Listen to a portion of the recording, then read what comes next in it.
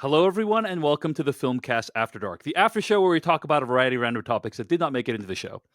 I'm David Chen, and as usual, I'm joined by Devindra, Hardawar, and Jeff Cannata. But today we have a very special treat for you today. We have someone, I'm going to list his credits in ascending order of importance and prestige. Guess who it is? Yeah. He is the director of films like Prey, currently on Hulu, 10 Cloverfield Lane, the former co-host of the Totally Rad Show, and former guest on the Filmcast. Dan Trachtenberg, I believe current guest on the Filmcast. Dan Trachtenberg, welcome back to the Filmcast, man. How's it going today? It's really great. I'm excited. I'm more excited to just be hanging with you guys than I am to be on the show. But I'm also it's great. Wow. I'm glad that we're on the show. But like, I mean, those are the best podcast interviews. You just want to hang out. Yeah. What a stirring indictment of the show. Thank you. I appreciate that. Yeah. Well, Dan, I have I have a bunch of questions, but this can be a hang. We're just hanging, talking about the movie and other stuff like that.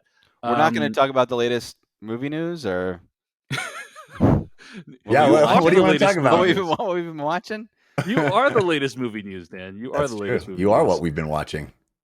Yes, according to statistics, you are number one on Hulu, the biggest movie or TV series premiere ever. Congratulations. Thank you. I think that the more fun stat is that it's more watched than the Kardashians premiere. Wow. That's impressive. Yes. Arguably a force more threatening to society than the Predator himself. You have taken down Dan Trachtenberg. Congratulations. But yeah, so let's start by asking the question you've answered like 100 times, which is like, how did you happen to make the movie Prey? Like, how did the project come to you, or what was your sort of role behind bringing it to become a reality? A few things sort of swirled around and then congealed into this. One was I was heavily inspired by Mad Max Fury Road, like so many, about making a movie that could be primarily told through action, but didn't want it to like just be a visceral experience. Was like, oh, but what if that could also be a deeply emotional one as well, and thematic? So I thought about taking the engine from a sports movie, from an underdog story, and injecting that into a genre movie. And I think I've, in general, was just always really interested in period sci-fi, like the idea of there being visual effects in a historical setting. Was something that I'd been taken with and was trying to crack. And so in thinking about underdogs and wanting to do a man against the elements, but not just the elements, like what's the most formidable adversary? And so Predator kind of came to mind there. And then also thinking about who are protagonists that we never see. Native Americans and Comanche in particular are so often relegated to playing the sidekick or the villain and never the hero. So that all of that came together to form this idea. Gotcha. And was it always going to be a part of the Predator franchise, or was it kind of an independent action film that then became part of the Predator franchise? It was always, the whole cool was like, oh my God, it's her up against the Predator, it's the Predator and Predator in this different setting, and even when the Fox Disney merger happened, that really buried this movie, and I think, by the way, I was thinking, Jeff, like when I told you guys. Mm-hmm. For the longest time, I never told you guys the movie that I was working on. I know you kept saying it's a Native American thing. This Native American thing. Yeah. I kept pitching because that was that was the whole pitch in general. Was like, this is how I thought we were gonna. Hearing you guys review it, it's like, highfalutin idea of mine to pull it off, but it wouldn't actually happen. But the secret sauce of it happening, why it worked with Split, and why we got away with what we got away with 10 Cloverfield Lane, was that there already is a premise to sell.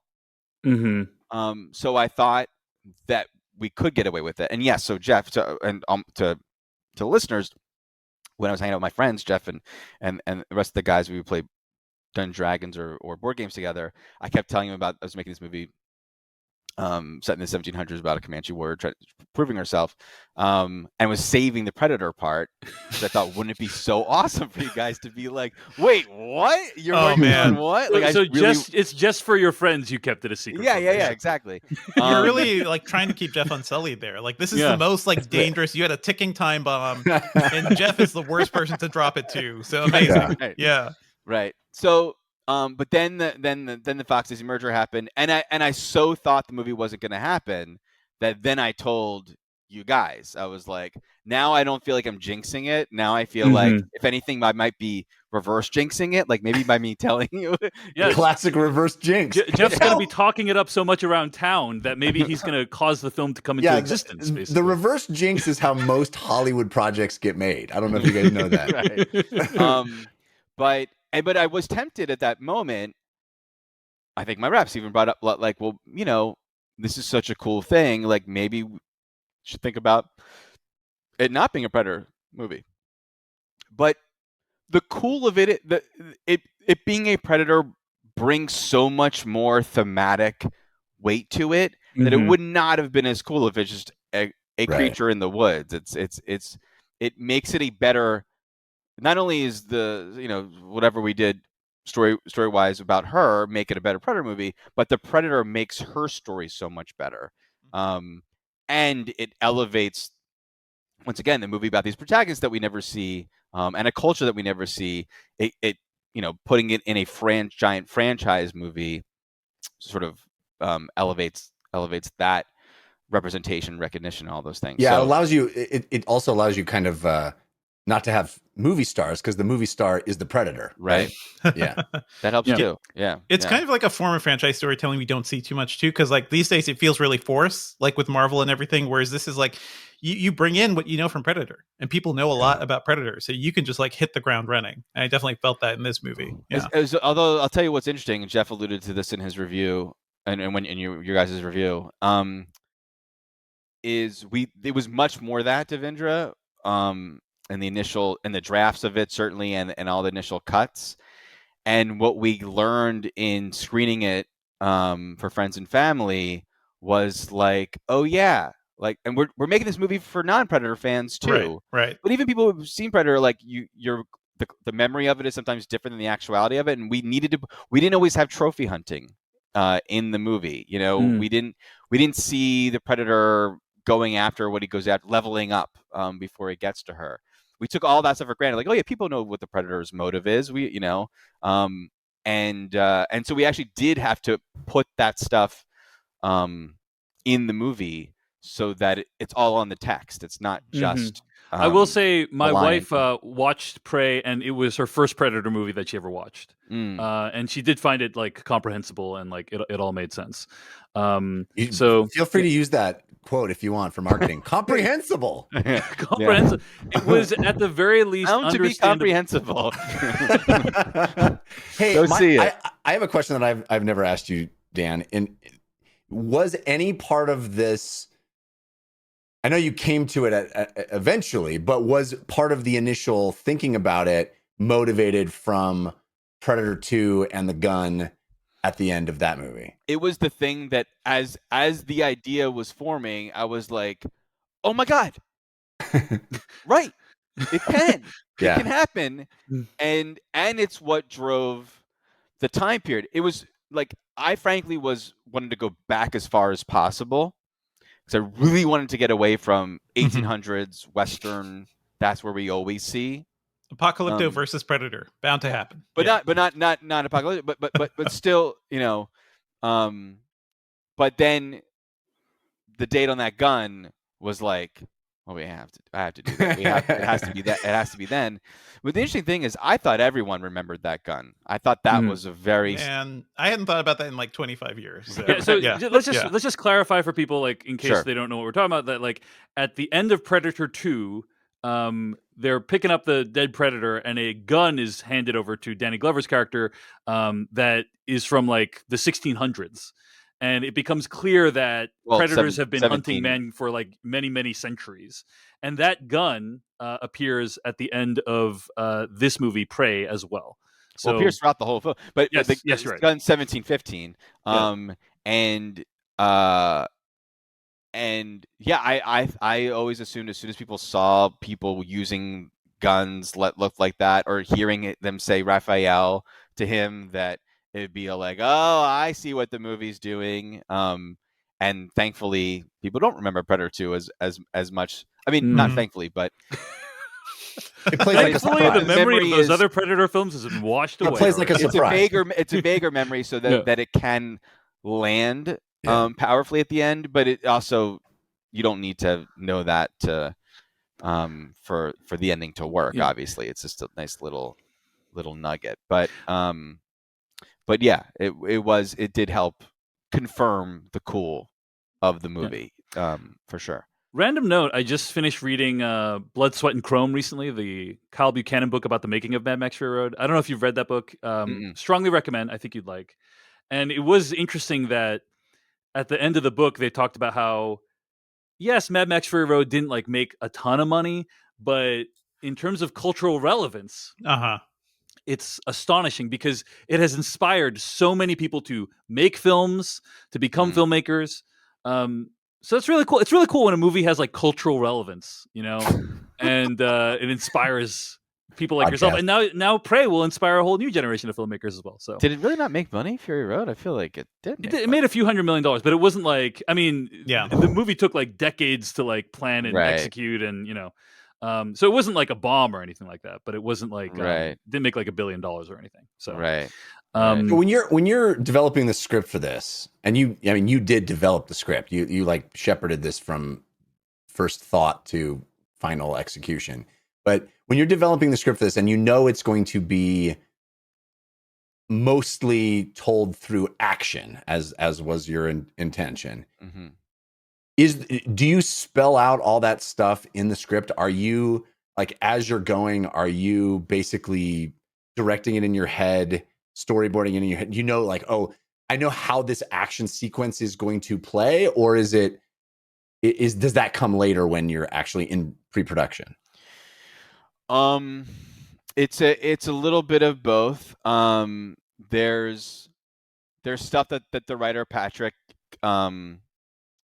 wrote, that like mud pit sequence was always there. It was like we really wanted there to be a man against the elements before we're even dealing with Predator, and like we wanted to make sure she's, and have that like adventure movie vocabulary, you know, like having a quote unquote quicksand scene. That's why she slides so much in the movie, because all those movies we grew up in, Willow, they're always sliding, and you know, all these movies, there's slide. Predator, actually, he's good sliding action. It's so wanted the movie to have that visual language in it, but hard to do in the forest, by the way. Yeah, we made it work. The secret is you put down mats that are very slippery, and then you cover those up, or you digitally erase them. I thought you were about to say, Dan, that the whole mud pit sequence, like, you just found a mud pit as you were shooting. It's like, man, this is crucial. This could be crucial to our entire movie. No, so that's something that was there from the beginning, and is great, crafty suspense sequence.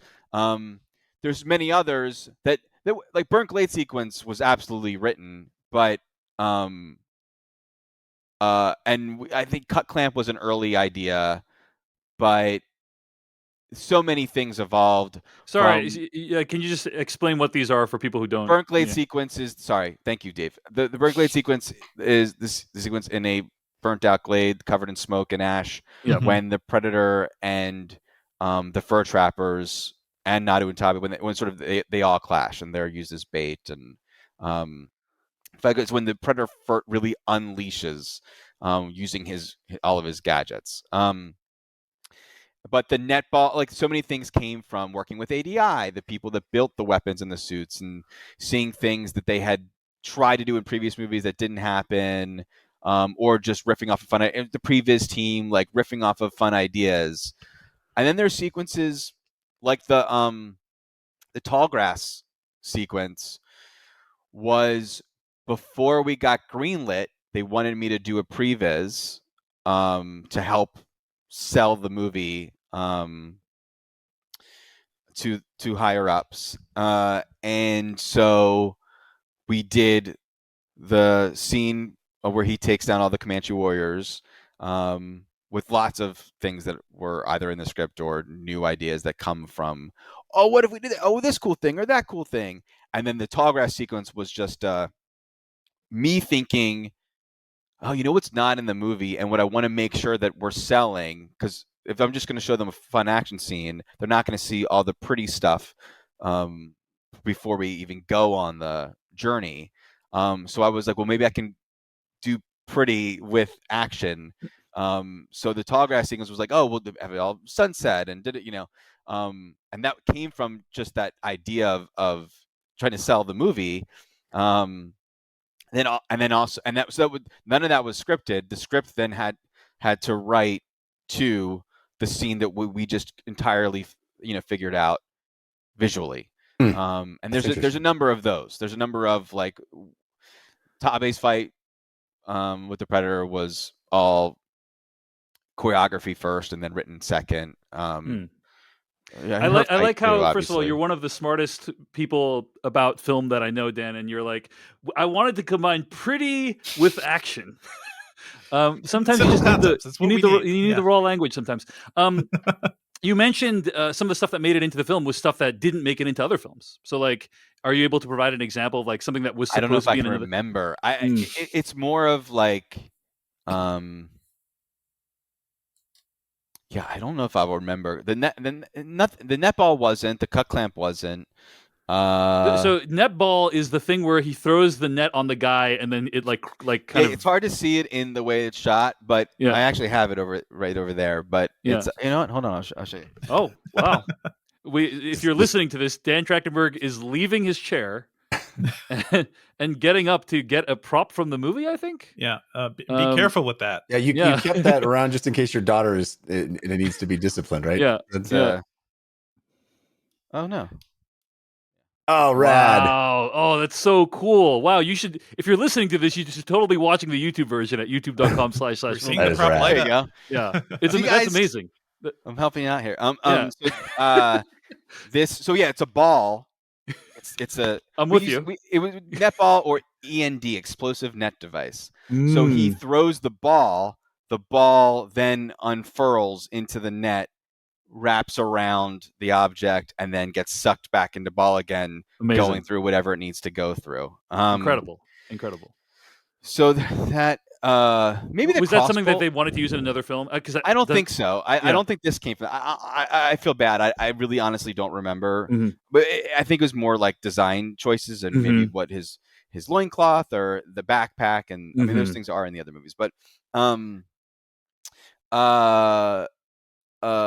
yes, and the crossbolt was just meant to. I sort of wanted everything he used to be an advanced version of what adversaries were using against him. So when people are fighting with their lances, he's using his combi stick. When they're shooting bows and arrows, he's got his crossbow. Mainly for those fights, for the Comanche warrior fight and the fur trapper. But it's set behind the original Predator too, right? Like I think that's a really interesting balance. You could tell he's an older Predator from a different time. Yeah. Exactly. Yeah. Then there was a net established in Predator 2, I should say as well, but the net just like goes on top of the guy. That's where that's what it was. The very first one of the first drafts with Patrick, there was a net wrapped around a guy, and then he had to like get something. The Predator was coming, and he was like reaching for his gun, so he like chose to like put his arm through, like slice his own, whatever to reach it was like that sort of a suspensey sequence, and then all that evolved into netball and then eventually the shield. And the shield, as I've mentioned this before, but as you guys know, but that's really just from watching playing God of War, as is the tomahawk. It's interesting you mentioned that the Predator is using more advanced weaponry in all cases, because it kind of brings me to a question that I'm very curious about what your opinion on, which is the Predator an asshole in your opinion? Is he a punk ass as we laid out in our review? Yeah. Is he an asshole in his homeworld? Do you know what is your opinion of the predator in his homeworld? Well, as you astutely pointed out, it's not unlike what we do, and but I will say, it's not unlike what all living creatures. Everyone's using their advantage to survive and to win. So a wolf is not going to not use its teeth because the bunny rabbit doesn't have teeth. Sure. You know, like, But the predator's not doing this to survive. He's doing Exactly. this for fun. Yeah, he's doing it for The fun. wolf That's doesn't my kill, thing. the wolf He doesn't does kill have a the bunny coat. rabbit to get a rabbit's foot, you know? the Yeah. predator, but the predator is does have some honor, Mhm. and is only fighting what he thinks is the alpha, and is a worthy adversary, what he deems as a threat, what's a Yeah, worthy to be fair, trophy. he's doing a lot of experimentation on the way to that. Yes, yes. Look But at this yes. little snake. The snake Yeah. seems dangerous. I'm gonna get this guy. Yeah. Well, the snake attacked him. Yeah. I mean, these true. are things that attacked. So, Imagine being a predator and going to a world and finding snake is the worst thing on the entire world. Just like you don't know, Jeff. You got to spent- try it out. You I got to spent try all it this out. money on my hunting trip, and I just And all found this gear. Yeah. I found a snake. Snake is the worst thing On the Ah, Care Bear first planet? sucks. God. By the way, I mean, what don't I imagine hunters go out trying to, or fishermen Yeah. go out hoping to catch the big guy, and sometimes they only end up with they're like, You're oh, right. I guess this is all the sea has brought me today. Like a minnows. Yeah. Yeah, minnows. So wait, what was you were saying? Is he Is the predator an asshole? so That's is the he an question. asshole? So yeah, no, I do. The whole challenge of the design of the predator was, how can he feel prior to what we've seen before, but without making it like, oh, we just made it easier for Nadu to win, for our hero to win. Like, still, we have to embrace but he's so far advanced that it feel impossible. And the real guide was Rogue One. Was like, and this is more from aesthetic than from concepts of things, but as we've all complained about, the Star Wars prequels having that issue of like, oh, this is before, but yet it all feels newer, and and I wanted the movie to feel modern in some ways, be cool, nice, pretty, aesthetically pretty and enjoyable to watch, but also the things need to feel old. So I think Rogue One does a really good job of embracing the 77 Star Wars aesthetic, but rendered with modern sensibilities. So that's all of these things, a cloak that does not work very well, that's fritzing all the time, and cross bolt, shooting bolts as opposed to a plasma caster, still feels like impossible and very advanced, compared to sticks and stones, but yet, older than what we've seen in the Predator franchise before. Very cool. I read an interview with you that Jermaine Lucier conducted. Terrible box office prognosticator, I want to point out, by the way. And that's coming to a head soon, isn't it? Don't remind us. Indeed. There's a storm on the horizon. Not Yeah. good. Well, The three faces you see in front of you, not positioned well for that. the questions, one of the questions was like when we were gonna first find out that it was like the predator that was in like the predator was in the movie, and I think you originally had wanted it to be like that bear sequence. Is that correct? Am I Yeah. recalling Well, this correctly? it was what I wanted was there to be I never thought it would really get all the way with the movie, Yeah. but what I wanted was the trailers to be, because initially I was hoping that the movie could be underway before Shane's movie came out, before the last Predator movie came out, so that you could see a trailer for this movie that's just the first part, with this girl going out to prove herself, and then sees a fire in the sky, and you'd be like, oh, what the fuck is that crazy movie, and you already feel like, oh, sci-fi, but with that, and that, but that's all you get, and there'd be no title. And then when the 2018 Predator movie came out, attached to that would be the full trailer for this movie, where it reveals, and then of course using the bear sequence So in the blood, you reveal the shape, and you go, "Oh my god, that movie we've already been interested in, like it was a Predator movie." I do miss the days of mystery trailers. So like I think the first Cloverfield did that, right? Yeah, very, very sure. memorably. Have you heard of that movie, Dan? Yeah.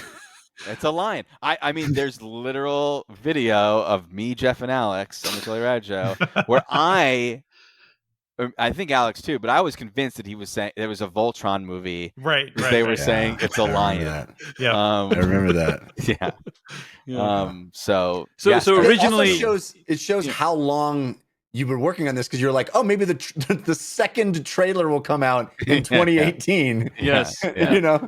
So the idea is that like you might have heard about this Prey movie a long time ago, and then when you go see the Predator movie in theaters, you see a trailer for Prey, and you're like, holy crap, they did another Predator movie like on top of this one. And that would have been like amazing. So awesome. What a thing. Yeah. I mean, I don't even like trailers, but that would have been an incredible cultural reveal, Yes. Yeah. Totally. I would have made you watch that.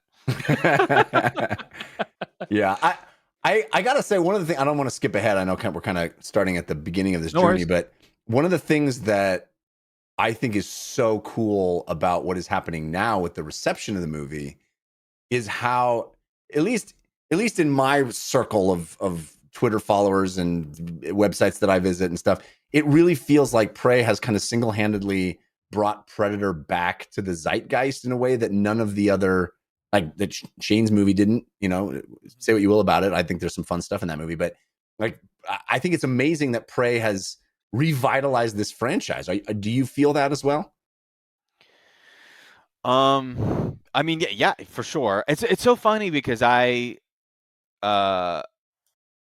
has come back in my life for past 5 years. Yeah.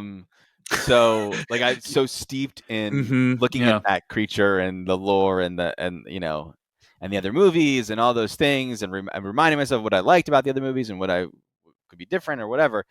But I definitely see the reaction and love the way it makes people remember their fondness for the original movies, and seeing people who've never seen it and just fully embrace this movie. And I mean, the thing that I really love is just that there's two things that are amazing. One is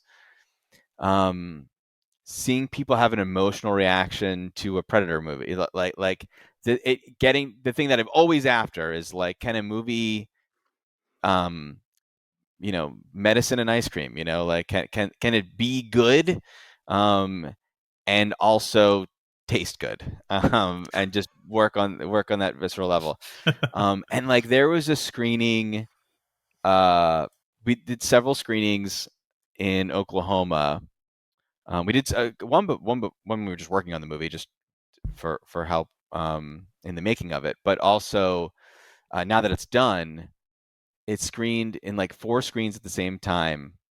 At the end of the movie, there's the dedication card to the Comanche Nation and Juanita, who's someone who worked on the movie, and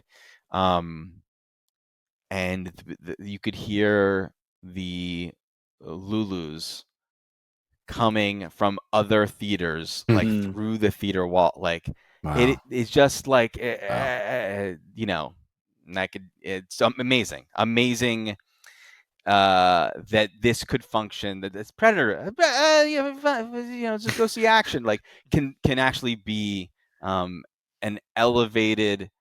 Well, hopefully it's an elevated movie, but also like an elevated experience, culturally. Because these things matter. Like I think it's easy to forget this too for people. Like as a kid, looking at things, I had Temple of Doom, not so great at times, and I had Hook, which I really latched onto. And I think a lot of kids, especially a lot of like Indian kids and South Asian kids, like Southeast Asian kids, really hooked onto Rufio because he was the most badass kid in the world. So to have a character like we do here in Prey, and having honestly the entire cast, I think it's just great work here. People are really going to look up to this movie. Yeah. One of the saddest things is Amber Midthunder, the plays Nadu. Her dad loved these like Looney Tunes. I don't know if it's actual Looney Tunes, but there's these. I think it may be in the Looney Tunes family, or the Hanna-Barbera. I don't know what it is, but there's these really horribly racist cartoons with rotten portrayals of Native Americans, and he loved them because it was him. It's all he had. Oh, I'm in a Yeah. cartoon. Growing up as a kid, saying her dad's experience. I is tried so rewatching the horrible. the Disney Peter Pan, and that movie is not in the children's account for Disney because of horrible native representation. Also, there's a very big warning. There's a up front. disclaimer in front of it Yeah, now, there's right? a disclaimer. So Yeah. I just fast forward that stuff when my daughter is watching it because she's into Peter Pan now, but she doesn't need to see that. Yeah. Right. Yeah. Yeah. It the thing about like I really reflected on when I grew up, the things that I loved were Kevin Arnold on The Wonder Years and Ralph Macchio and The Karate Kid. I loved movies about scrawny kids that were teased because I was that then, and the reason why it's not just, it very much is seeing someone that looks like oh, I exist in the world, because media is the mirror that we like. You look in a mirror before you go outside, you go, what do I look like, and movies are like the cultural of like, how do I exist in the, and as a kid, it's like I needed to see a movie where someone who was like not the good looking, not the jock, not the alpha, like, oh, they can get a girl. I was like, oh, okay, it can happen for me. And you take mental notes of like, oh, do I approach a girl? What do I, like, to someone that looks like you, it's possible. This is very like surfacey. I could move through the world and not feel venom from people or Texas. But that stuff really does. We look to things. Stories are what we look to help us. So it's just, I think, duly important that there are now characters that are positive, that look like people that grew up without seeing that ever. That go, oh, that might feel like, oh, am I a sidekick in light? Am I like, I'm not really the person that's the focus of things, that I'm not as important as other people are. Dave, you speak to this, you've spoken to this a bunch with Asian American representation and like Crazy Rich Asians, all that, but also everyone too can identify with her, with what she's going through, which is also the, like, I think of like when you become a friend with someone, like people are becoming friends with her now, so like now they have a friend, they have a parasocial relationship with her, yeah, good yes. way, yeah, right. On that note, I mean, that's one of the big challenges of doing representation, so we are told, right, is that people, there's been no woman superhero that's made a bunch of money. There's no Asian American superhero that's made a bunch of money in the past. So therefore, we shouldn't make more of them. We shouldn't make any of that thing because it's not going to make money, right? I have to imagine that the casting for this movie and obviously the concept for the movie was a challenge to get made. And I'm curious, like, A, was it in fact a challenge to get made with this cast, with this lead? And B, if so, how did you kind of overcome some of those challenges? Well, I should say, there was no challenge from the premise. There was no challenge from the idea that this movie would be entirely focused on this culture and these would be the protagonists, and that, like, there was never a pushback from that. Yes, production-wise, there's challenge. Casting-wise, it's a limited pool of people. You're seeing less performers. So that has its own set of challenges. And we ended up casting people with limited experience. So that has inherent challenges, but it also there's upsides to that. I mean, there's upsides not only in the end result of if it's good, and then these people, have now have opportunity they didn't have before, but also as a director working with that, there's benefits to working with veterans, people who really know, and there's also benefits. And then sometimes you work with like a diva, like a Jeff Cannata, let's say, right, and it's just it's awful. And it's just like unthinkably takes over the whole show. But there's also something to working with people who are fit. We get to have our Mhm. this is only my second time making a movie. You Yeah. know, you made a few things, but like You get we to get introduce them to the world. to introduce sure. it, and we're figuring it out together, and are very open, Yeah. very open to and eager to do a lot of Mhm. stuff, and like so Dakota, who's the namely, you know, has never been anything ever, not a commercial, not a nothing, Which is uh, incredible to think Amazing. about, right? Yeah. Watching him, I felt Yeah. like seeing Sung Kang for the first time in both Better Mm. Luck Tomorrow and Tokyo Drift. Like, this guy, so much charisma. Yeah. I want to see him in everything. So Yeah. I hope he gets such a lot. good, by the way, like a good human, just a Mhm. good, but what a, you know, wonderfully raised person. And also did all of that. So he was like down to do all of it, and he is rolling around. There's he jumped off that horse. I mean, he just did So good. everything, and he Yeah. rode on that horse. I mean, it's like it's unreal what he did. On top of being incredibly charming and winning, and captured what could have been a little eye rolly and representing gender roles Yeah, it's like in the a patriarchy. He's misogyny. sort of like enforcing it. like Yeah. he found a way to be at times adversarial to his sister and represent a very natural sibling relationship, but also being really warm. And yeah, so there were so many scenes that we were like we struggled in writing. We're like, oh, that's gonna be too harsh for him to say to her. That's gonna cut too deep. We won't like Tabe. And when Dakota does it, it's like, oh, let's make it. He can say way worse. We can just make it, you know, because he just can't. We can't not like that guy, you know. That's great. Is it true that he previously worked at a TJ Maxx? Yeah. He worked at TJ Maxx up until Because- like coming to Calgary to shoot the movie. Why? What is the? We might get a Filmcast exclusive here, but you know that Dan Trachtenberg once directed a commercial for TJ Maxx. No. Was it TJ Maxx? No, you misremember. Was it So Marshalls? Wow. It was AJ Wright. AJ I've Wright, never heard of that. which is TJ What? Maxx. I think it's owned by TJ Maxx. It's in part of the country. It's AJ. It's TJ Maxx, and it's Right. AJ Wright. It's Wow. the same But thing. it was AJ Wright. But Anyway. yes. So your careers have Look at the basically bomb you mirrored were each trying to other. drop. Basically. Yeah. Well, I don't know if I will further do a Filmcast exclusive because Well, the first one went so well. Jeff. Yeah. Let's keep going. would you? Hey, David, Devindra, would you like to guess who the star of that AJ Wright commercial was? Is it someone who's on the podcast? That's right. Devindra? It was me, guys. Dan has actually By the way- directed me. That's right. Wow.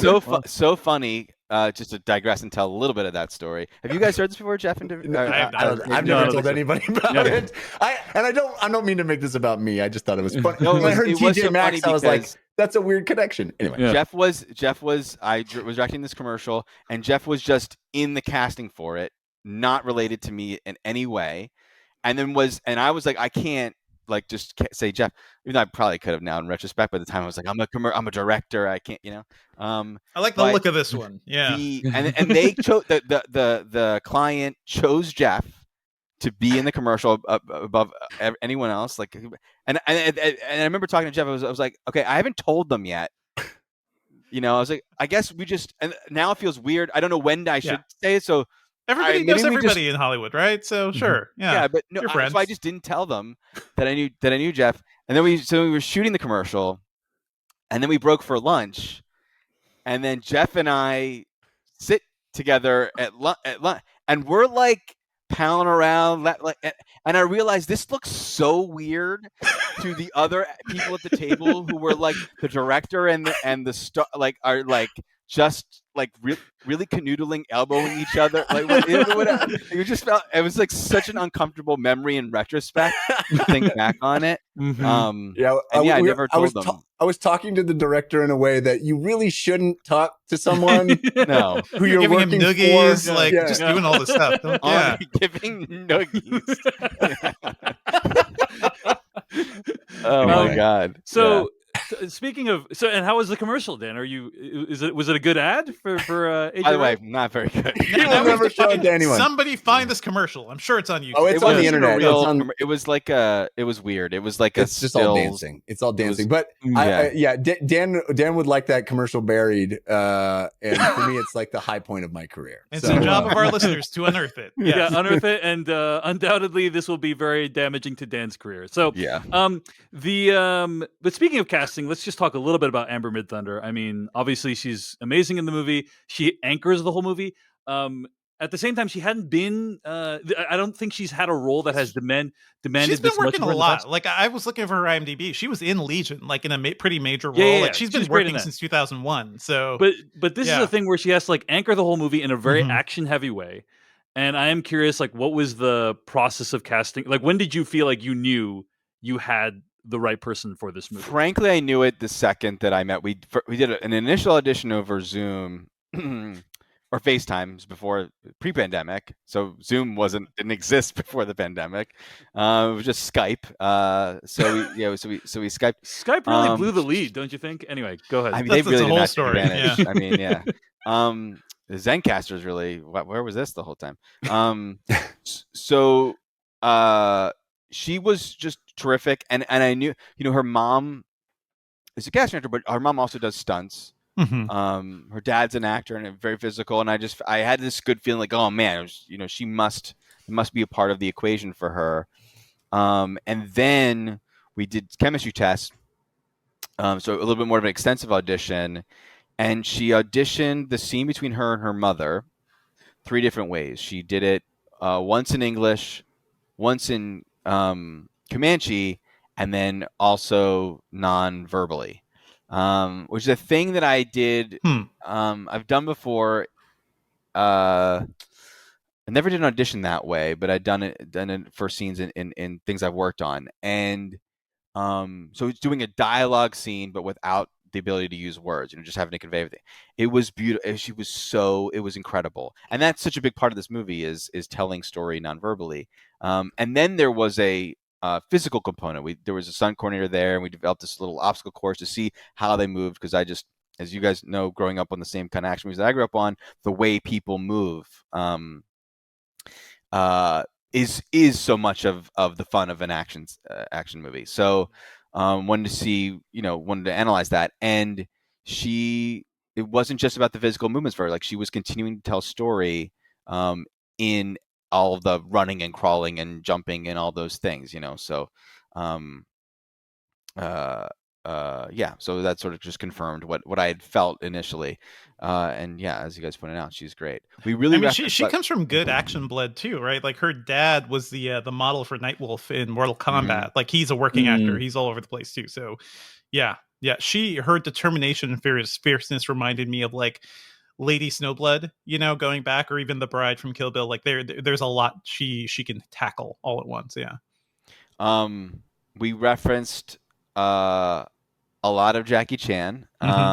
She was like, I definitely felt very uncomfortable every time I brought it up, because she's like, why are we talking about Jackie? I kept making her watch things because it was all about the thing I kept on showing her. This is just the audience for this anecdote.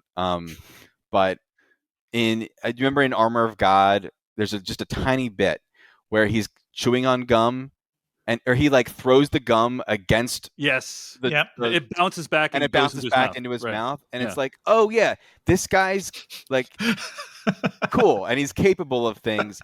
Like, it was such a challenge with her to find a way in which you believe that she's not a zero. She's not the nerd who becomes the hero. She's not. Right. She's starting at a place where there is physical competence, but she is not all the way there.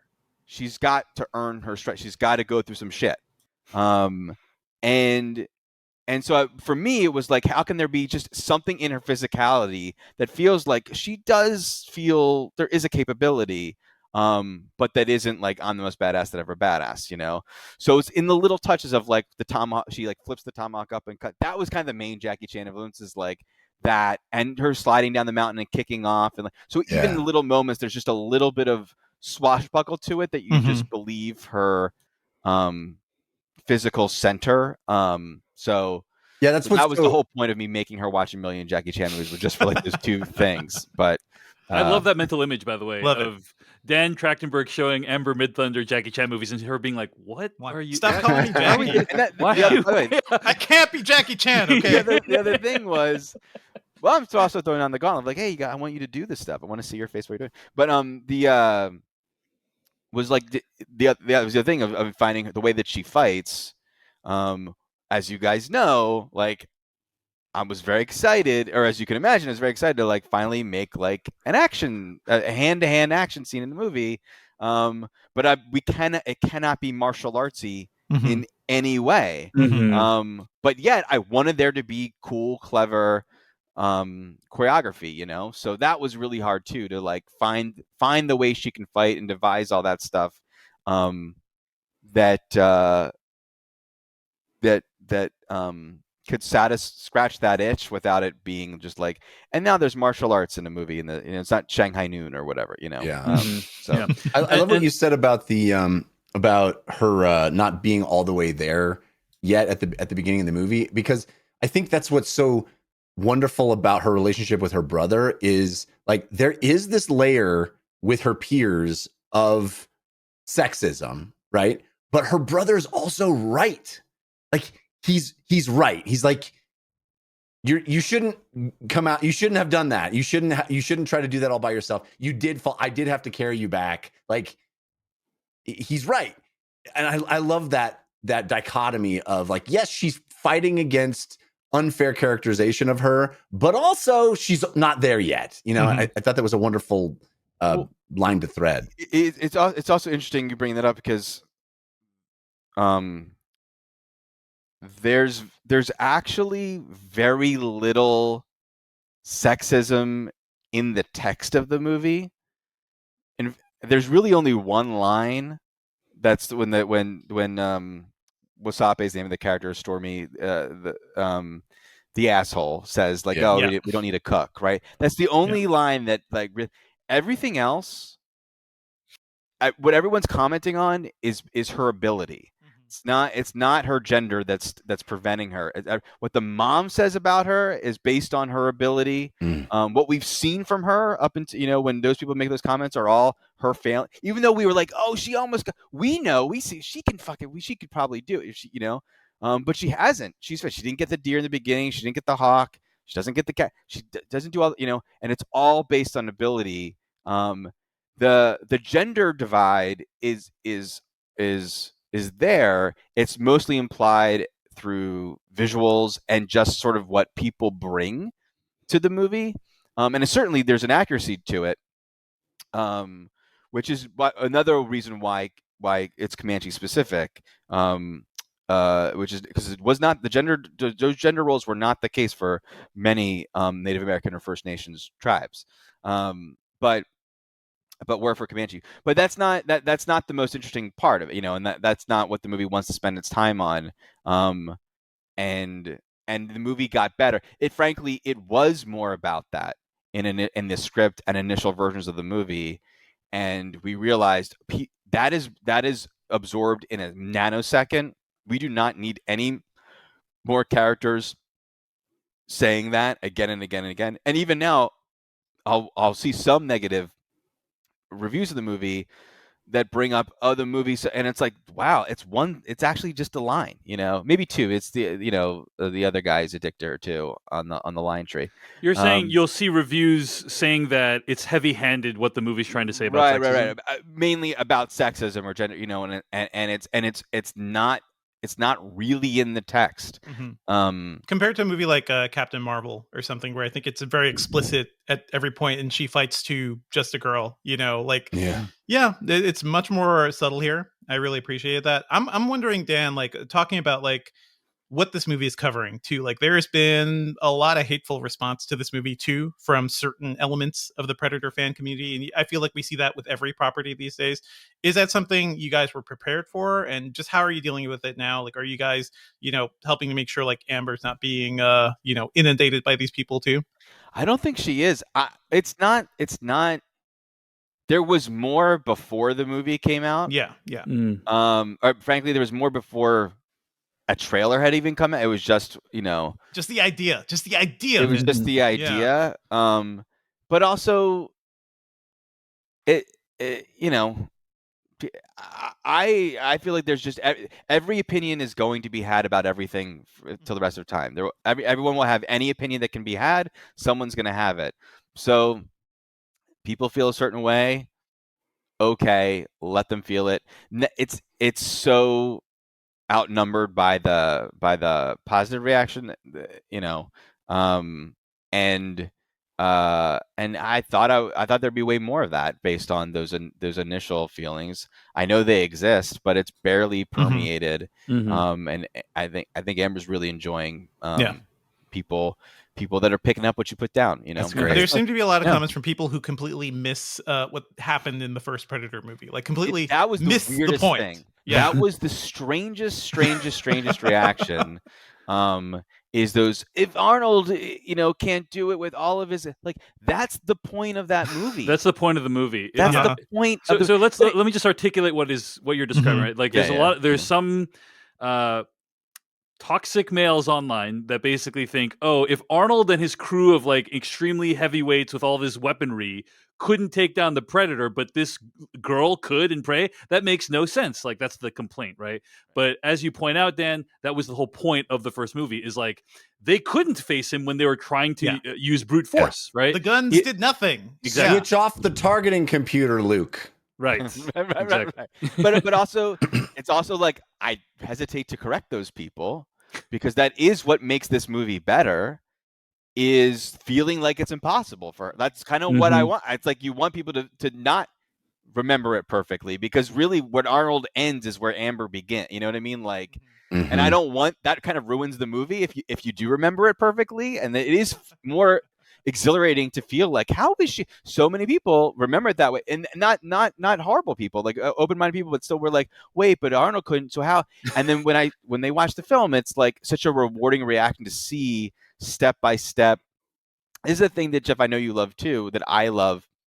I probably got some appreciated from the way you've articulated about Breaking Bad, right? About seeing people go through processes, or you always say competence porn, but like you witness her do it. You witness that's so fun to see. It's not, there's never this like, oh, then suddenly she has this special skill that no, you have to see her fail. One step forward, two steps back, one step forward, two steps back, to earn it. And frankly, what I really didn't want to do was what the original movie did when the Predator disarms itself to make it, because it does have a code, because it's not a punk ass bitch in that movie, right? It has a code. And you're walking around fully invisible. I know. I know. Yeah. But once again, we wear camo in the woods. We wear camo in the woods, and when we're fighting our fight, we anyway. We use all of our advantages against whatever we need to survive against. But yeah. So I really wanted to Nadu to have to disarm it, she has to get rid of its advantages. You're referring to the fact that in the first Predator movie with Arnold Schwarzenegger, the Predator kind of turns off its invisibility at the end and fights it kind of one-on-one, basically, and takes off its helmet. Yes. Yeah. And loses its advantage in heat vision. All those things. It says, I'm gonna now get into a fist fight with you, which is the only thing that gives him a fighting chance. And Nadu in this movie has to level the odds herself, has to give herself her own fighting chance. One of the things I talked about in our review that I absolutely love is exactly what you're talking about, which I think this movie does so well, specifically with the the quicksand pit moment where she's throwing the thing, and we get so many of those. Oh, okay, well now this is the one that's going to work. No, it still doesn't work. Oh, okay, she got it. Oh, the branch breaks. I just love the progression of that, and it's exactly what you're talking about. Speaking of the reaction to the movie, I mean, I think what's so cool about witnessing the reception to the movie, Dan Trachtenberg, is obviously we've known each other for a really long time, and like I know that you grew up as a fan of franchises like the Predator franchise. Now you have basically become part of the franchise. Like, you grew up like admiring it, loving it, and now you have like created an entry into it that is widely admired. I'm curious, I've seen like Jesse Ventura tweet at you and like other people tweet at you. And I guess I'm curious, like, are there any reactions that really mean a lot to you, or that were like extremely powerful to you as somebody who grew up loving these movies? Yeah, from the Predator side of things, I mean, you just saying that just now is cool. Yes, You and get of so course David Chen saying it. well, Yes, I well, agree.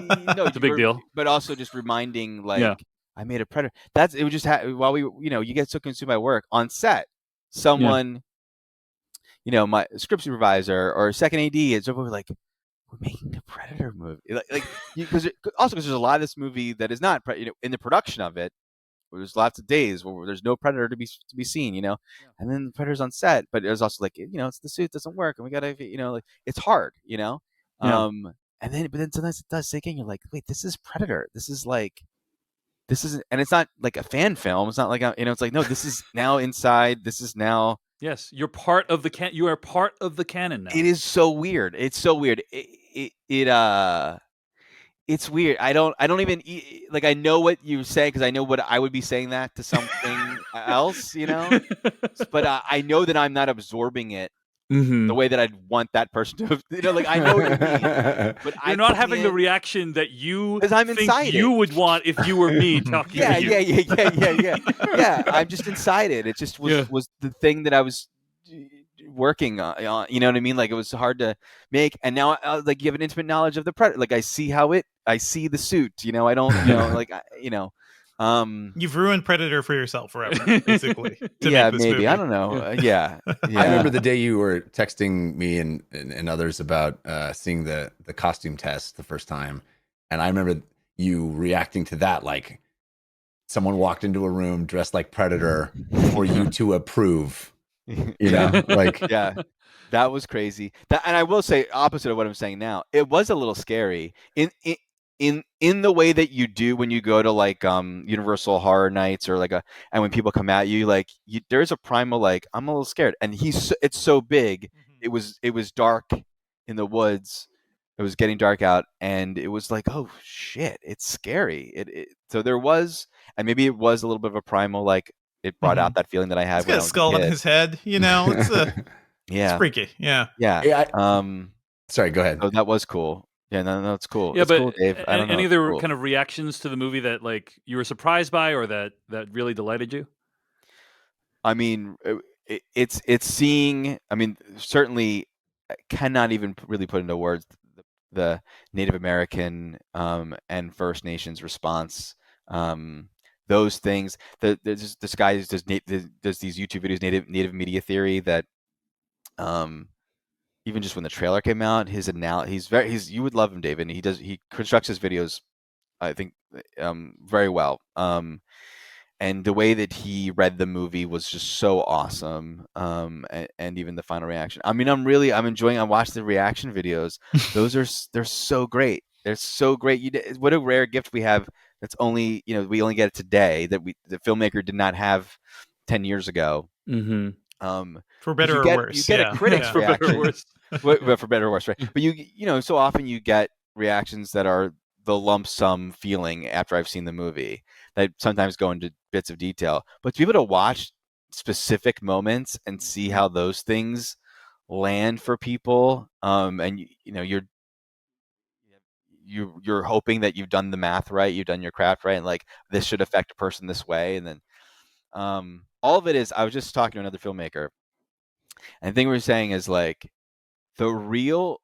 I think the overwhelming feeling I have with there being a positive reaction to the movie is relief that I'm not crazy, because like, the whole time, especially, this is a bolder idea for a movie, to what to do with the franchise, and it's like, and the crew is trusted, and the whole time you're like, it's not.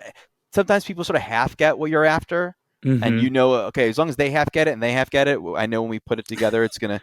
And then they'll see. You get there's so many of those. They'll see. They'll see. Hopefully. Oh my God! Fuck! What if they don't see them? I'll show you all. They'll hate me. So you want to make them proud. They put a lot of hard work into it. The production crew, the prep crew, they put a lot of hard work. You want to make sure they're proud of it. Same thing with the post crew, of course. They're there as it's coming together and seeing it. But then even when we're done, like, oh, people Jeff saw, or he was, oh, it's cool, like, okay, so someone liked it, but I don't know, so then it gets back to us, just like, I agree. okay, I don't trust Jeff's opinions either. oh, thank God we're not crazy. Yeah. I'm not crazy. Yeah. People Did you get to sit in on any of the test screenings, Dan? Because I feel like the thing you were kind of robbed of is a nice theatrical release for this movie, and we'll talk more about that. But did you get to at least sit with an audience with this? Yeah, we didn't do any test screenings. We didn't do any recruited test screenings. We just did friends and family screenings, and we did it we do them all the time. I did one before I finished the director. I did one way too early. It was like way early to do it, and I regret, some people, because the movie has changed so much and has become so much better, and I'm sort of like, oh God, they saw me, too soon. But no, I absolutely have, been in those experiences, and they're, to feel this movie more than just having great sound, great picture, and great sound, which is essential, and you're missing half the work of the people have done on the movie when you don't have those things when you're watching it. But really, it's such a fun crowd movie because, cheers, not just for awesome predator kills, but like the beat that Amber sucks that tomahawk back into her hand after she takes down those guys. So good. Having an applause break, which was, I did, not to sound like I'm an asshole, but I remembered, this is a weird reference, but I brought this up way too much to everyone, so you guys will, I think, be the few that would appreciate. But I remembered watching the Wachowski Jupiter Ascending. There's one sequence with Channing and her that actually goes where they're descending outside on the jump boots the whole time, and then they land. Jeff, did I see this movie with you? We reviewed it on TRS. We did? Okay, then I think I did. Then I think you mentioned this in your God, review. Jeff, so you're a part. This is you. And then people cheer. Yeah. And it's mainly because it's the musicality of it. There's sort of the music gets so loud, and oh my God, it's intense, and then it stops. Yeah. And they were in the sky. They went, and it incites a cheer. It gives you a beat to do that. It breathes for a second, and it lets you do that. Yeah. And so that moment was that. And of course, I'm never hearing cheers in the edit room, and I'm like, and in pitching what we want the music to do, it was this music, it was that music. It's like, no, it's got to do this thing, and no one's like, like, like, okay, but shouldn't it, it's like, no, it's gonna, it's awesome. And then when we screen it, it like has that, and it's so good. It's so fun. It's not just like cheering when the crazy gore happens, but like cheering her on is just so cool. To feel that from people. So that's so rad, yeah. I saw a question on Twitter today that never occurred to me that I want to ask your opinion on. This comes from Ollie Balam, who said, I was surprised not to hear mention of my favorite subverted expectation in the movie when post-quicksand, Amber Midthunder is covered in mud only to go wash it off in the very next scene.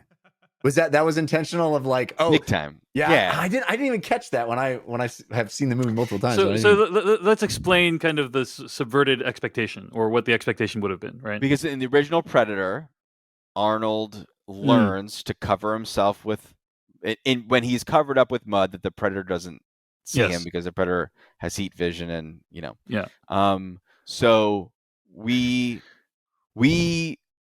knew we wanted to do the same structure of, she needs to learn that she can outwit the heat vision, but I really felt like it would be a chore for the audience to be like, oh, when's she gonna get in the mud? Oh, she's in the mud now. We feel like we know, we get it. So the exciting thing. To be fair, I don't think anyone would have actually, maybe like people like on this podcast. Really, I don't. I feel like people would, but what's great is that we were able to combine two ideas, which is one, having a quicksand moment in the movie, and then B, doing this thing where she's covered in mud and she gets out and she's in the mud, and the hope is that people are like, well, now she's invisible to Predator. Now I see how she wins. Oh, that's how she wins. She just because she fell in the mud, but that's how she wins. And then the next scene is clearing off the mud, and people are going, "Oh, this movie." Then you feel like the movie could do it. It could go. Oh, I don't know where this movie is going. I thought I knew the movie, and the movie is, that's the intent. It's like a horror movie where like you kill the unexpected character, and then you go, "Oh, well, anyone can die in this movie." Like sort of wanting to do that narratively. Yeah. All right, folks. I think we should start wrapping up soon. So, last call for questions from Devindra and Jeff. I have two more questions, but one is just about long continuous shot action scene. Dan Trachtenberg. Love I'm a it. fan of a nice oneer. What was kind of the idea behind the long continuous action sequence, and why did you want to do it in the way that you did it? I didn't want to do it. It's You hard. hate the idea. You specifically were like, Dave Chen likes these, therefore please remove them from the film. Well, it wasn't Dave Chen likes these. Sorry, my thing is Yeah. It's so trendy. Mm. The oneer, so trendy. And so I really was sort of allergic to that. And there are lots of oneers in this movie, but what I like. You didn't want to be basic, you didn't want to what be basic with I the love movie. a good Spielberg oneer, the oneer that no one knew until the video essay was made. Like all these, like and they're not like it's a 12-minute scene. It's a whole episode. Though I've seen a couple of those whole episodes and they're great. So I mean, but I love all of them. I don't know, no slight.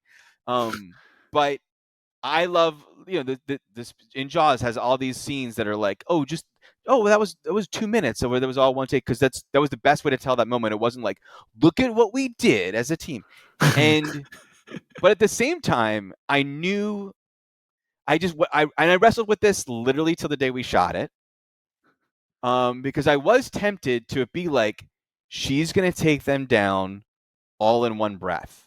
I knew there would be something very winning about, like, oh my God.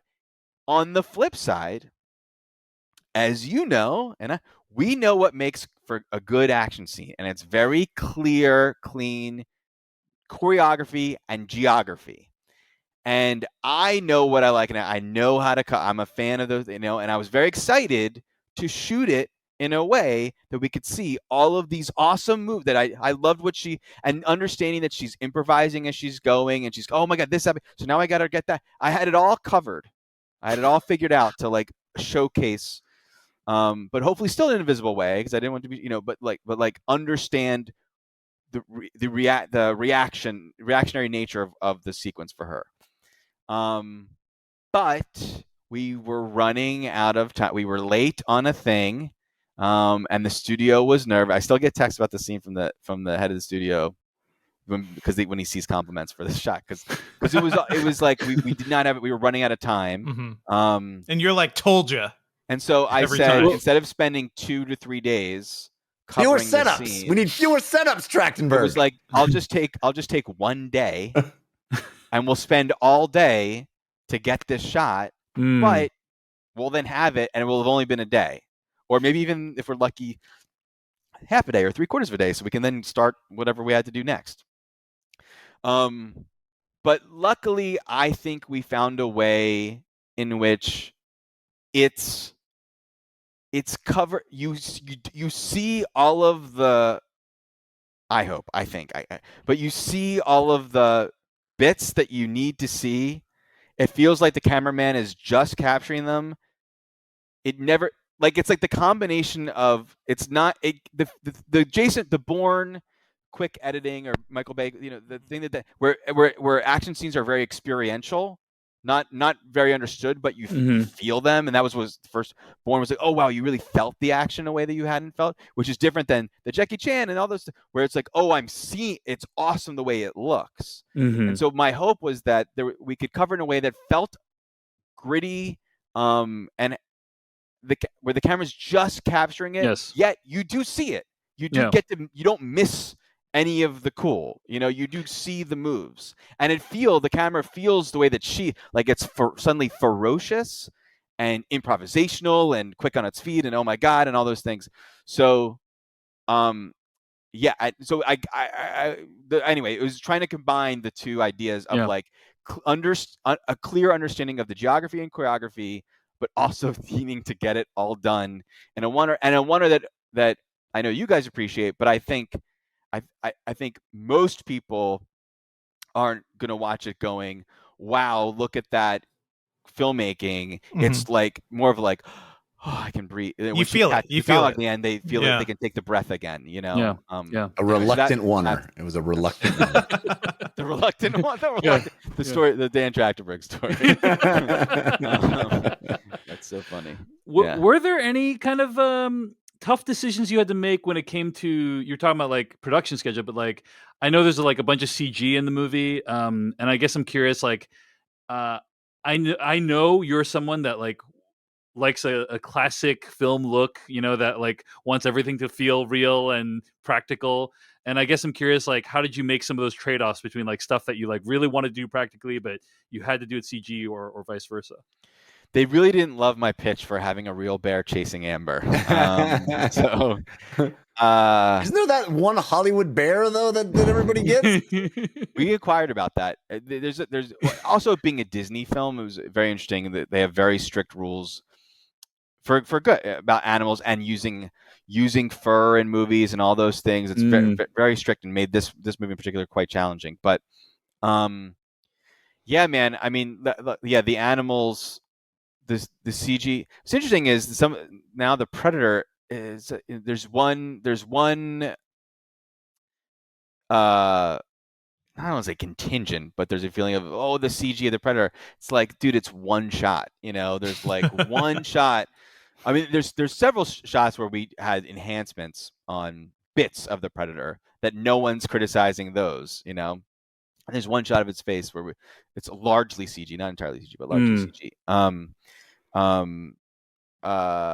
But yeah, I try to make it a combination as much as possible.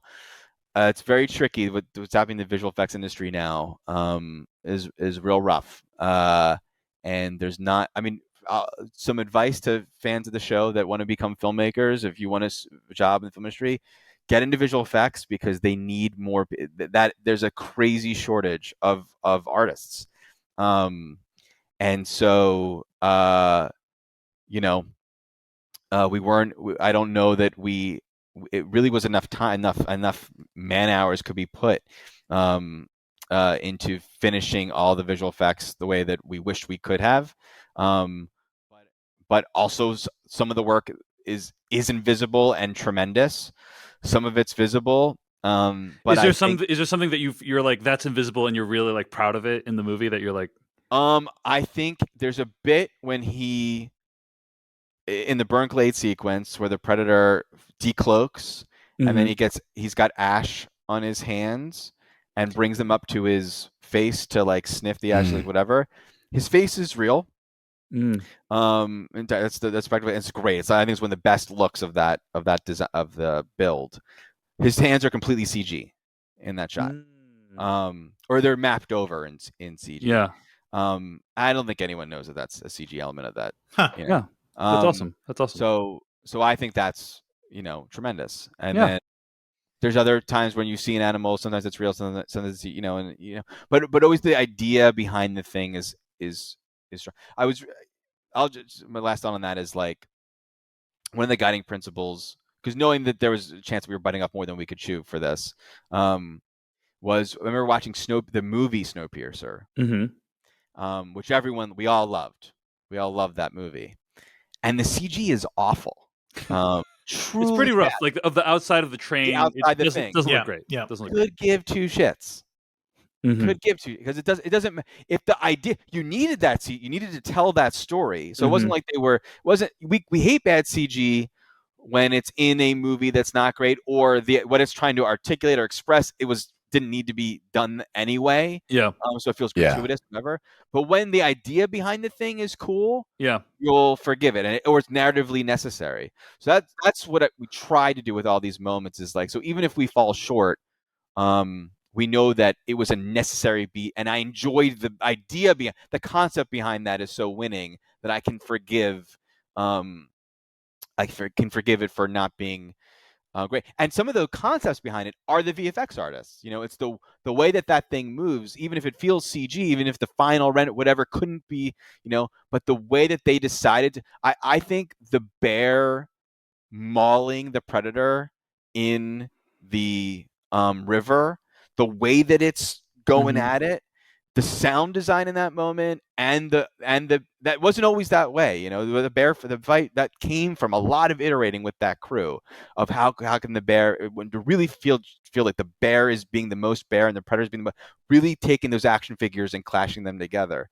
And yeah, the way the bear handles that is an animator's idea. That is this VFX. That's a whole department, a character animator, and it's like, how do we make that thing feel that way? And even if you feel like that's a CG bear, but what it's doing is so cool that you can kind of forgive it a little bit. I think, you know. Yeah. So Yeah, Totally. great All point. right. I have one last question. That's a lot of conversation has sprung up around other permutations of the Predator. The Predator with samurai, the Yeah. Predator with pirates, the Predator with gangsters from the 1900s. You know, like people have really been kind of getting out there with their ideas about the Predator. And I guess I'm curious, of these or of any ideas that have come up. Like, are there any that really resonate with you without giving away potential future I entries can't from answer the? that. I knew you were going to say that.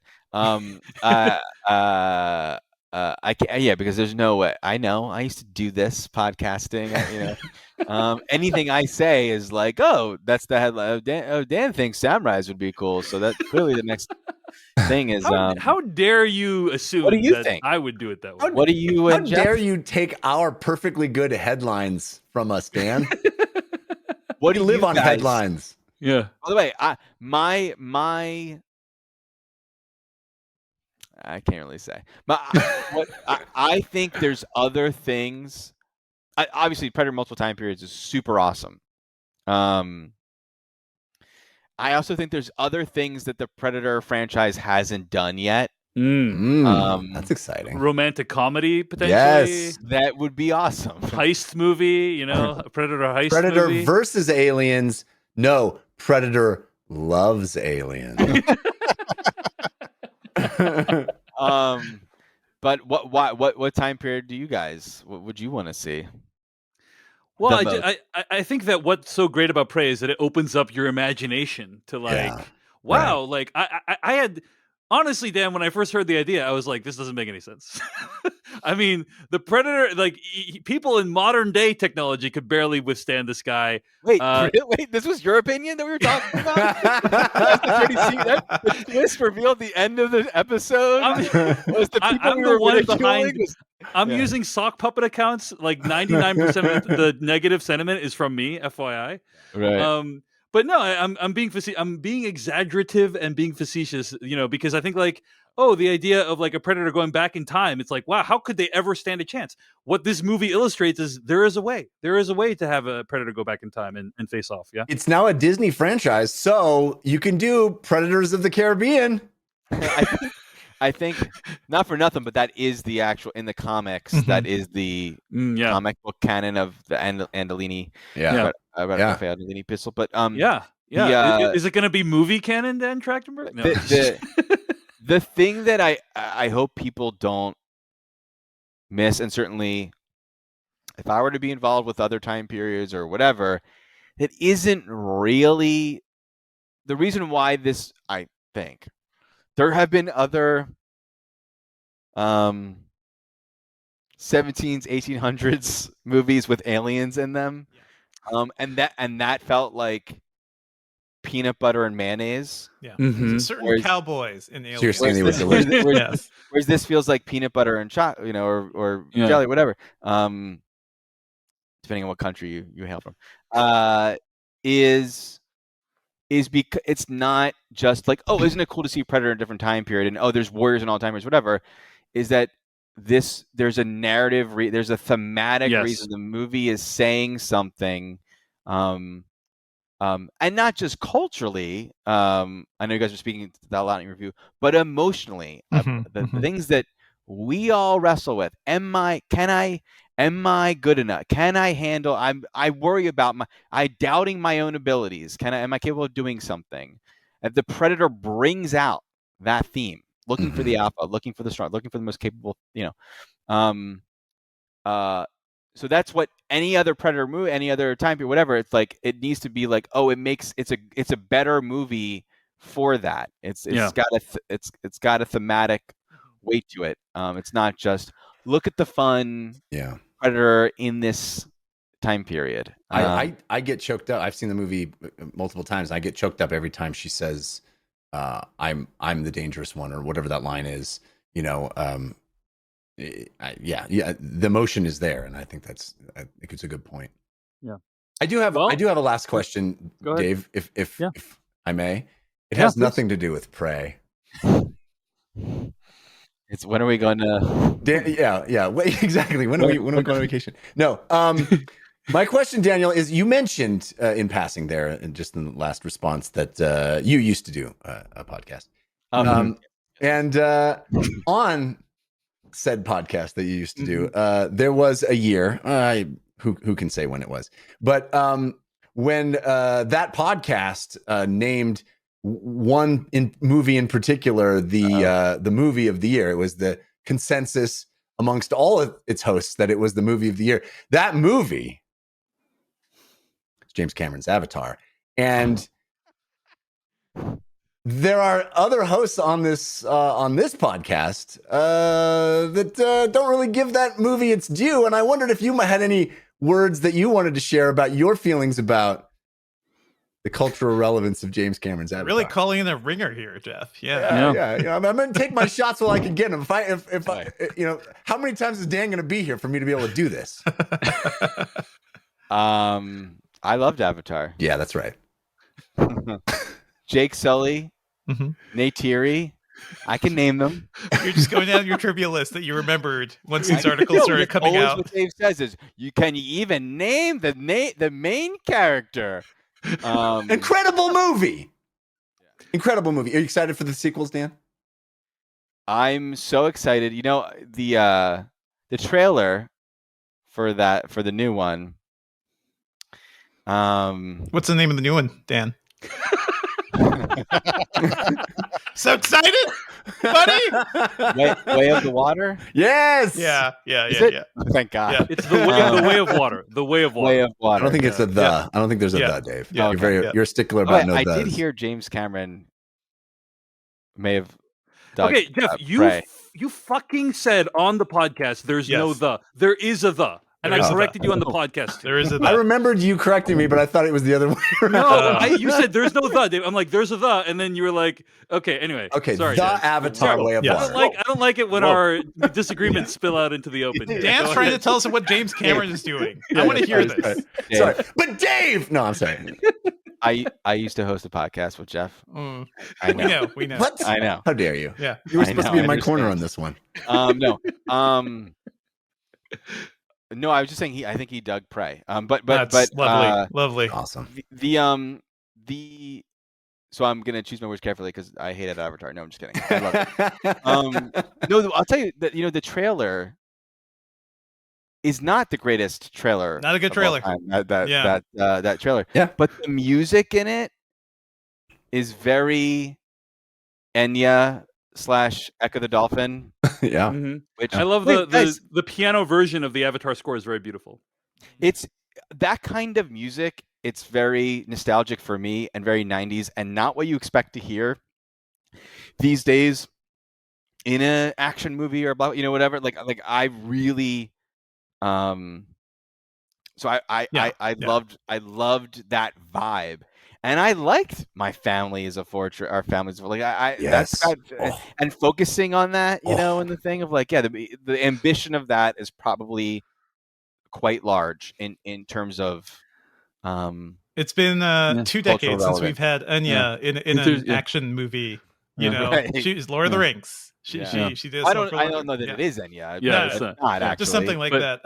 To be clear, just want to make it all absolutely clear here. Nobody here hates Avatar. What we are talking about is the cultural vacuum that has formed around it. How the most successful movie ever made could, almost a decade later, be something where nobody was really talking about. That you guys talk about all the time on this podcast? Yeah. Well, Jeff, this has been a wonderful conversation with a talented filmmaker. Yeah. And I can't to ruin it. I can't believe you ended it this way, but yeah, I think, that's going to be... Sorry, Dan, do you have anything else to say? Dave, what did you think of the score? Of phenomenal. Of Prey? Yeah. Yeah. It's This is all incredible. cello. Yeah. I know Dave Awesome. Chen. I don't know if everyone knows how much Dave Chen loves cellos. There's so much cello in this So much score. cello. Yes, it's Threshing amazing. cello She's is a good playing vibe. all the Yeah. cellos. Sarah Yeah. plays all the cellos herself. Incredible. There's bits that sound like electric guitar, like anything, and it's just freaking Mhm. gnarly cellos. Yes, love it. Cello Cello's an incredible instrument. Really creative score. Yeah. I think you just titled your next album, Dave. Gnarly Cellos. That's good. Yes, That's really good. yes, indeed. I think I don't know why my mom chose cello as the instrument I was going to play when I was a kid, but I think part of it had to do with the fact that not very many people like to play cellos because it's a large, inconvenient instrument to take around with you everywhere. Yeah. So, and as a result, I'm really into cellos now. And the Prey score had a lot of amazing cellos and a lot of it's a great score like very different than Mhm. like Mhm. the score for say the Predator. It kind of forges new territory with the style and instrumentation. So It sounds unlike anything out right now, to be honest. Like I feel like a lot of especially action movie scores have kind of like fallen into very familiar themes and sounds. So this felt very unique. Yeah. The interesting thing is that it started out. I mean, I the whole time we wanted it to not to feel like music that you don't normally hear in a movie set in the 1700s, and we tempt with a lot of Sicario, yes, and droney ambient, whatever. And there's still a little bit of that in the movie, and certainly score that you don't instrumentation that you don't normally hear, whatever. But then there's also this aspect to it that is high adventure, sweeping, yes, fantasy, that I did not think was going to be in the movie, that I desperately want. I mean, I dreamed of having a movie one day that have score like that, and that does feel. It just I love that it can have both, and that Sarah, just wrote beautiful music that I would listen to while forgetting it's not just doing the job that it needs to do in a movie. Yeah, it's also it stands on its beautiful own. music. Exactly. I just think it's so great. You should have gone hardcore though, Dan. You should have only done the score using instruments available at the time. I think that was my biggest disappointment. There's a lot of those too. There's a number of those too. But anyway, okay. I was fortunate enough to be able to see it, with temp score, and then see it again with the final score, and it's huge. I mean, incredible. She did an amazing job. Yeah, I agree. Yeah. Well, Dan, this has been an absolute pleasure. Everyone here on this podcast is rooting for you and your success in the future. We can't wait to see what you do next. And we're really grateful that you've taken the time to chat with us about the movie. And the length of the movie, pretty much, it looks like. Yes, for the length of the movie. Really appreciate it. But yes, I'm speaking with Jeff Cannata, Devindra Hardawar, and of course, the director of films such as 10 Cloverfield Lane and Prey, currently streaming on Hulu right now. Dan Trachtenberg, man, thanks for being with us today. I really appreciate it. Thank you. I look forward to your next review. I feel it coming. Will not have bias. I think you guys have spent all of your bias on this one. We spent all the bias on this movie. That's permission to speak freely. I really didn't love this, but I'm really, I think that's coming the next time. And I welcome it, Dave. Indeed. Yeah. Well, I am David Chen. You've been listening to the Filmcast After Dark. Find us at thefilmcast.com and also at youtube.com/filmcast. Support the podcast at patreon.com/filmpodcast. We'll see you later. Thank you so much for watching this video of the Filmcast. Check out these other videos that we have available, and be sure to hit like, subscribe, and hit that bell icon to get other videos from us in the future. You can also go to thefilmcast.com to catch all of our audio podcast versions of all of our episodes. And support this podcast at patreon.com/filmpodcast, where you can sign up for ad-free episodes and exclusive After Darks. Thanks so much to everyone who makes the Filmcast possible.